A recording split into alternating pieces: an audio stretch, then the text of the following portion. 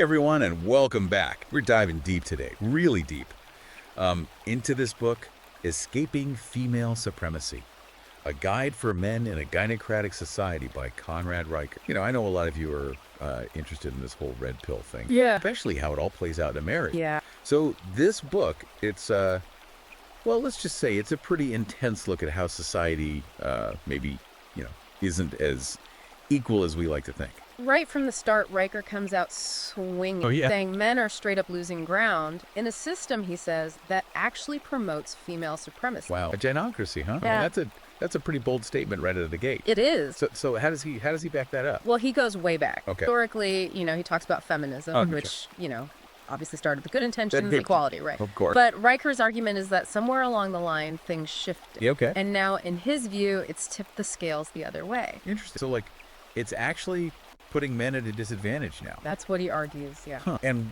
what does he think caused that shift? Well, he points to a bunch of societal changes. Like what? Like women entering the workforce, in huge numbers. Right. And then obviously, how family structures have totally changed. Yeah. So he thinks all of that contributed to this, this power shift, you could say. Okay, so it's not just like one single event. It's more like a gradual thing. More like a ripple effect. A ripple effect. Okay, I like that. But, he doesn't stop there, does he? Oh, no. I mean, he goes on to talk about all these institutions. Yeah, he does. Like, education, Right. the media, even the legal system. He says they've all been, captured by this ideology. Yeah, that they're all kind of working together to shape how we see things. And ultimately disadvantaging men. According to Riker, yeah. So give me an example. What kind of stuff is he talking about? Well, one thing that really stood out was this statistic about college. Okay. Women now make up 56% of the college student population. Wow, that's a big number. It is. I mean, does he think that's a problem? He sees it as a symptom of a system that's failing boys. Failing boys. Yeah. Huh. Yeah. I can see how some people would say that. Definitely. I mean, thinking long term about male representation in different fields. What happens to those male-dominated industries? Yeah, right. I mean, have you noticed those kinds of patterns? It's definitely something to think about. It's all connected, right? The media, the legal system. Oh, yeah, he talks about that too, doesn't he? Yeah, how men are often portrayed. And then especially in family law, Right. He sees all that as reinforcing this gynocracy idea. So it's almost like a self-perpetuating cycle. Kind of, yeah. Like a feedback loop. Makes you think, doesn't it? Yeah. Makes you wonder. Have you ever felt like the system was kind of working against you just because you're a man? I mean, it's complicated, but it does make you think about how things work, It really does. And you know what else gets me? What's that? When he talks about boys growing up in all of this. Yeah, that's a big part of his whole argument, this idea of the plight of boys in a female-dominated society.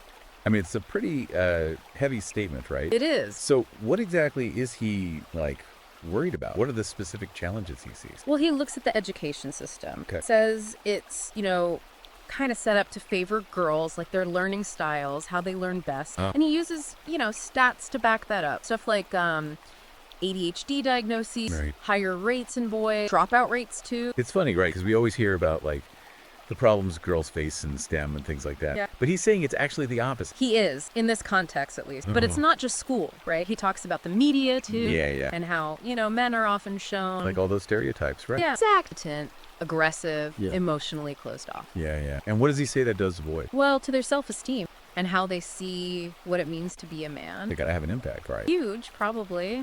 You see that stuff enough, you start to think maybe that's just how it is. And then if there aren't any good examples out there. Right, like positive male role model. Yeah, exactly. That's where the, he calls it a crisis of masculinity comes in. That's pretty serious stuff. It is. So what's the answer? I mean, what does he say men can do? How can we, help boys deal with all this? Well, he's big on mentorship, having those good role models around. Others, right?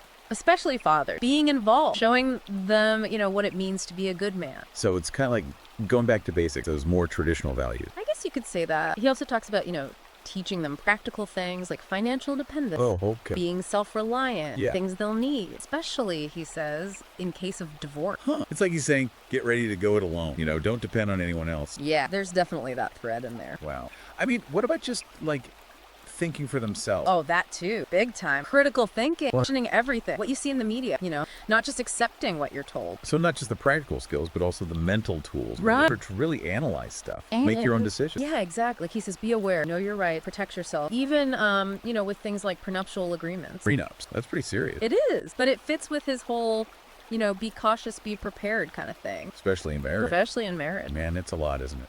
I mean, for fathers raising their sons in all of this, it's like the world's telling them one thing, but then Riker's saying something completely different. It's definitely a different way of looking at things. It is. And speaking of looking at things differently, he talks about raising sons with this red-pilled awareness, right? Like he actually uses that term, raising red-pilled sons. Yeah, he does. He has a whole section on that. So what's he saying? What does red-pilled even mean in this context? Well, it's like teaching boys to see the world, through this specific lens, like understanding the whole female supremacy dynamic and the biases and how to, protect themselves. So not just being aware, but being like critically aware, like question everything. Right, exactly. And he says fathers need to have honest conversations with their sons about the challenge, what it's like to be a man in this kind of society. Wow. So not like sugarcoating things? No, more like preparing them, giving them the tools they'll need To deal with it all. to deal with it, yeah. Man, that's a pretty big job for a father. It is. And he says, fathers are crucial in this. Like, they have to counter all these negative influence. It's almost like he's talking about a movement, isn't it? Like